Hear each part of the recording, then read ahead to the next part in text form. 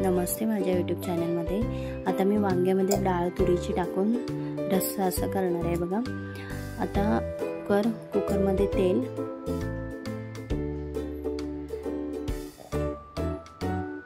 छान असे गरम झाले की त्यामध्ये कांदा आणि कढीपत्ता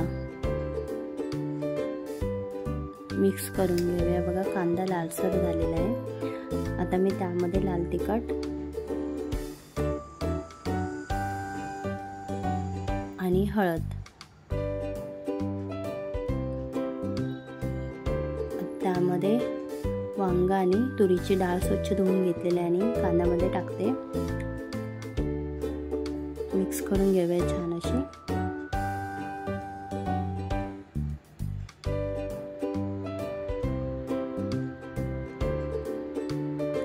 आता मीठ चवीनुसार परत मिक्स करते।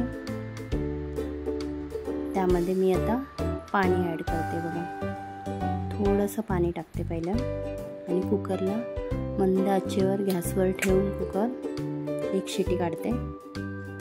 वरून कोथिंबीर छान होते हे डाळ वांग।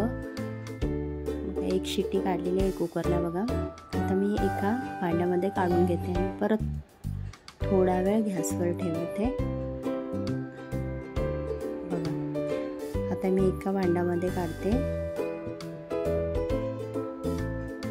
भांड्यामध्ये टोपामध्ये काढून मी पूर्ण गॅसवर ठेवलेला आहे आणि वरून शेंगदाण्याचं कूट छान होते। डाळ वांग मस्त भाताबरोबर पण छान लागते बघा। झालेलं आहे बघा मस्त असं डाळ वांग।